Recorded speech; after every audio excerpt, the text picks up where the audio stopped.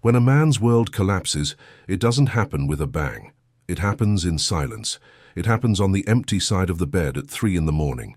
It happens with the pink toothbrush still sitting in the bathroom because nobody has had the courage to throw it away. It happens in your daughter's voice, 9 years old, clear as a bell, that you can still hear perfectly when you close your eyes, but that will never touch anything in this world again. Lucas Merrill was 42 years old when he stopped sleeping. Not all at once. It was a quiet erosion. The March night arrived like any other. Anna had gone to pick up Beatrice from swim practice, the way she did every Wednesday. It was 11:14 p.m. when a black SUV traveling at high speed down a Chicago avenue ran over both of them and didn't stop, didn't slow down, didn't look back. It simply kept going, as if 2 lives were too small an obstacle to justify hitting the brakes. Lucas found out by phone from the hospital. In the days that followed, he did everything expected of a man who had lost everything. He signed papers. He chose caskets. He thanked embraces he couldn't feel. And when the neighbors and colleagues and relatives all went home, when the apartment emptied of voices and filled with flowers wilting in the corner, Lucas sat on the edge of the bed and stared at the wall for a length of time he couldn't measure. The police promised to investigate, and they did, for 3 weeks. The corner camera was broken. The gas station camera had recorded over itself. Witnesses saw a black SUV, but none could say more than that. Partial plate, 3KX or 3KN maybe. Detective Ferris said he was doing everything he could. Then the case went into the archive. Insufficient evidence. Lucas waited for someone to call back. Nobody called. For 6 months he drank. For the 3 months after that, he stopped drinking and started watching. There is a very precise difference between a man who has lost his reason to wake up and a man who has found a surgical reason to stay on his feet. And Lucas had crossed that line alone in a November pre-dawn while folding the last of Anna's clothes to put in a box. At the bottom of a purse he had never opened, between a pink lipstick and a $10 bill folded in half, there was a business card. White, gold lettering, Vincent Corrigan, Corrigan and Associates Development Group. And on the back, in Anna's handwriting, blue pen, "This man is dangerous. If anything happens to me." The sentence was unfinished. Lucas stared at that card for 40 minutes. Then he opened his laptop, created an email address that had never existed, and began to research. Vincent Corrigan was 56 years old, with a mansion in Lincoln Park, 3 attorneys on permanent standby, and the reputation of being the kind of man that all of Chicago knew existed but could never prove. His name appeared in 5 archived cases. It appeared in 2 FBI investigations that never reached formal charges. It appeared in the background of a city council election that nobody had wanted to dig into. Vincent was the kind of man who could call the detective before the detective called him. In 3 weeks of methodical research, Lucas assembled the puzzle. Anna had worked as an independent financial consultant. 6 months before she died, she had been hired to conduct an internal audit at a firm partnered with Corrigan Development. 2 weeks after delivering the final report, she called her sister and said she had found something she shouldn't have found. 2 weeks after that, the black SUV. Lucas went to Detective Ferris with a 30-page file. Ferris looked it all over with the expression of a man staring at a map of a country that doesn't exist. He said there was no provable causal connection. That speculation was not evidence. Walking out of the precinct, Lucas stood on the sidewalk for a long time. The sun hit hard. A bus went by. A child walked past eating an ice cream bar. And the world kept moving, with an indifference he found, in that moment, the most offensive thing he had ever witnessed. It was on that sidewalk that Lucas Merrill decided he didn't need anyone. The first thing he did was nothing, for 30 days. Not because he was a coward, but because he had learned in 12 years of accounting that the most expensive mistake a man can make is to act in haste when he has time. Impulsiveness was for people with nothing to lose. Lucas had something very precise to gain, and that required calculation.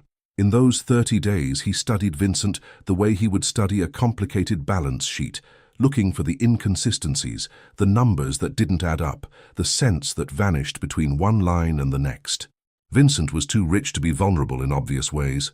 But every powerful man is vulnerable in one specific way, and that specificity always cast a shadow. Vincent's shadow was named Michael Tanner. Michael Tanner was an accountant. Not just any accountant.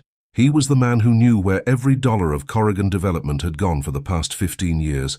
A man like that was a valuable asset. He was also, as Lucas well knew, a frightened man. Finding him wasn't difficult.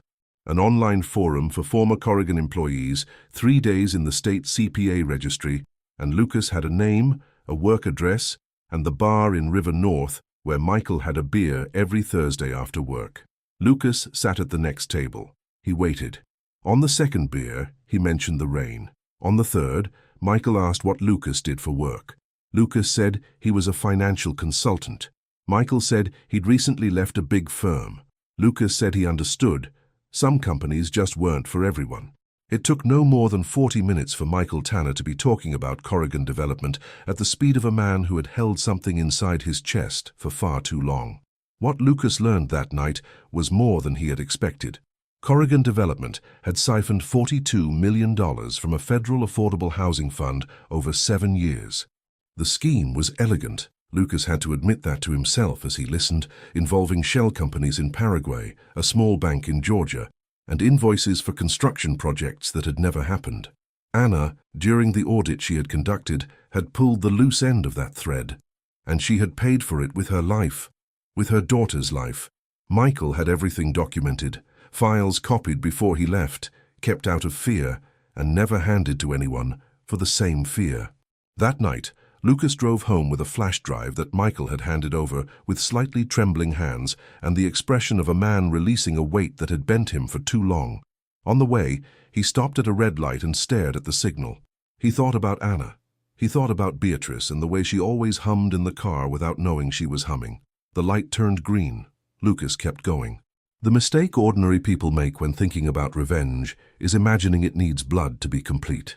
Lucas had thought through every option with the coldness of a man calculating the cost of a controlled demolition, and he had concluded that killing Vincent would be, paradoxically, the fastest way to protect him.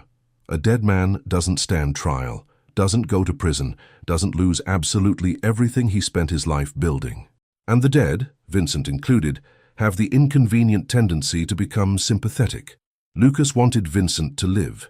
He wanted him to live and watch everything fall apart. The plan had 4 layers.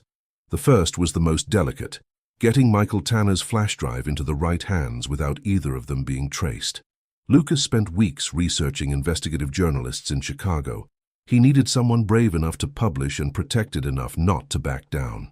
He found Diana Ross, not that one, a reporter at the independent outlet The Copper Thread, who had spent 14 months investigating a similar scheme in Detroit and hadn't stepped back even when she received an anonymous phone call threatening her family. Lucas sent the files through an anonymous server. No text, no signature, just the files. 3 days later, Diana published a brief note saying she was investigating possible irregularities in federal housing fund disbursements in Illinois. Lucas breathed deeply for the first time in months. The second layer was financial. And this was where Lucas felt at home. Using the flash drive data, he mapped every shell company connected to Corrigan Development. Some had listed partners who didn't know they were partners. One was using the social security number of a 73-year-old woman who lived in rural Indiana and had never been to Chicago. Lucas spent an entire afternoon making anonymous calls to the FBI's Financial Crimes Division, the IRS, and the Treasury Department's Financial Crimes Enforcement Network, FinCEN, leaving leads specific enough to open independent investigations, but impossible to trace back to him. The third layer depended on Vincent's son. Ryan Corrigan was 27 years old and wasn't a criminal. He was just a young man living off his father's money without asking questions. He was engaged to Sophie Hartman, daughter of a retired federal judge named Walter Hartman. Judge Hartman was a man of spotless reputation who, Lucas had discovered, knew absolutely nothing about how his future son-in-law's fortune had been built. Lucas printed a 2-page summary about Corrigan Development. Only public facts, only what was already in archived cases and newspaper articles, and mailed it without a return address to Judge Walter Hartman's home address. The fourth layer was the simplest and the cruelest: patience. Lucas simply waited. Diana Ross's story broke on a Monday before dawn, when the news algorithms were still asleep and social media was quiet. It was a 2,300-word piece, with documents attached as PDFs and a deliberately bureaucratic headline, "Investigation points to possible irregularities in federal housing fund disbursements to Illinois developers." By 6:47 a.m., the story had 12 shares. By 9:15, it had 800. By 11:30, Vincent Corrigan was the second most talked-about subject in the country. Lucas stayed home that day, sitting at the kitchen table with his laptop open and a cup of coffee that went cold before it was drunk. He watched the collapse with the quiet attention of an engineer, checking whether the bridge he designed holds the calculated weight. At 1 p.m., Vincent's attorney released a statement calling the allegations unfounded and malicious. By 3 p.m., 3 of the 5 banks with open credit lines to Corrigan Development had suspended operations as a precaution. By 5 p.m., the IRS confirmed it had opened an administrative investigation. Then something happened that Lucas had not planned. Diana, digging deeper into the flash drive files, had found something Lucas had looked past. Among the shell companies, there was a subsidiary that had been used to fund a federal political campaign 3 years earlier. The name attached to it was Congressman Edward Sams, U.S. Representative for Illinois, member of the House Committee on Oversight and Reform. Diana published a second story at 7 p.m. That one, Lucas had not ordered. His phone rang at 9:30 that night. It was Michael Tanner. "It was you, wasn't it?" Michael said, without preamble. Lucas was silent for 3 seconds. "What was me?" he answered. Another silence. "I hope it works," said the accountant, in a voice that was strangely calm. "My daughter is 7. Sometimes I'm afraid that when she grows up, there won't be anything good to tell her about how the world works." Lucas looked at the photo of Beatrice on the wall, the only thing he had hung in that rented apartment. "It's going to work," he said, and he believed it as he said it.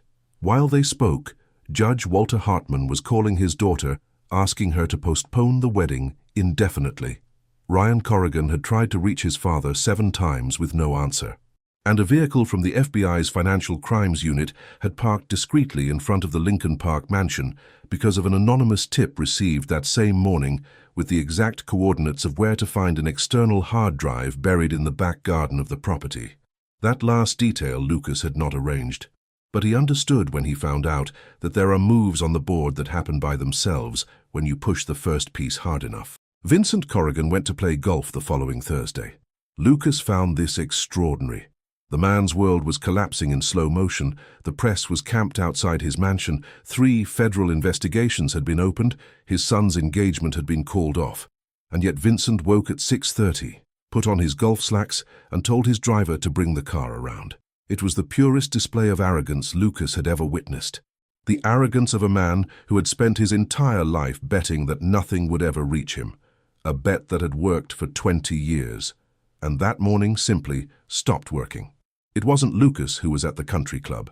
It was 2 FBI agents with a search and seizure warrant and a federal prosecutor who had worked through the night to close the legal argument. Lucas found out at 10:15 when Diana published, "Developer detained for questioning at Lakewood Country Club, Chicago." There was a photo. Vincent with his hands in front of him, not cuffed yet, but they would be soon, wearing the expression of a man caught off guard, not because he didn't know it was coming, but because he had bet his entire life that it never would. Lucas looked at that photo for a long time. He closed the laptop. He stood up from the chair, walked to the window, and looked down at the street below. He felt something come undone inside his chest. It didn't ease the way he had imagined it would. It was more like when you carry something heavy for too long and finally set it down. Your arms still ache, and you need a moment to remember what it feels like to not be holding anything. But that was it. That was all of it. The secondary case began surfacing 3 weeks later, as the investigations deepened well beyond what anyone had foreseen. The external hard drive found in the mansion's back garden contained, beyond the financial records of the shell companies, something nobody had gone looking for, an encrypted folder that took forensic analysts 6 days to open. Inside were audio recordings, 47 hours of conversations between Vincent and Congressman Sams, between Vincent and bank executives, and between Vincent and one name that made the prosecutor's office go quiet for several seconds when it was spoken aloud. The chief of the Traffic Crimes Division of the district where Anna and Beatrice had been killed. In an audio file dated 8 days after the accident, Vincent's voice said, with the calm of a man resolving an administrative matter, "The woman's case. It needs to stay buried. I know you know what to do." And another voice answered, "It's already handled." Diana called Lucas on a Thursday night.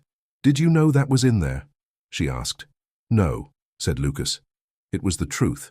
They're going to reopen your family's case." The prosecutor confirmed it. The trial of Vincent Corrigan lasted 18 months. Lucas attended every day he could, not in the front row, not with stares of hatred, but in the back of the room, quiet, with the expression of a man finishing a very long calculation. The verdict was 18 years. Federal fraud, obstruction of justice, active corruption, and 4 counts of first-degree murder. Anna and Beatrice, and 2 other victims whose names had emerged during the expanded investigation. Cases that had been forgotten. Cases that nobody had connected. The traffic crimes chief received 8 years. Congressman Edward Sams lost his seat and was held in pre-trial detention while awaiting judgment. The illegal campaign finance scheme that had used the same shell companies for 12 years was exposed as a side effect of everything, and 43 people would be indicted over the following 2 years. It was far larger than anything Lucas had planned. It was larger than him, but there was something right about that proportion, as if the thread Anna had pulled before she died kept unraveling, revealing the rotted fabric beneath, and her work was finally being completed.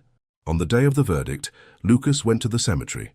He brought 2 white roses, one for Anna, one for Beatrice, and stood in front of the 2 headstones for a long time, saying nothing. The wind moved through the leaves of the trees. Somewhere in the distance a bird sang. Lucas didn't know with any certainty whether he had done the right thing. He knew he had done the only thing he could do.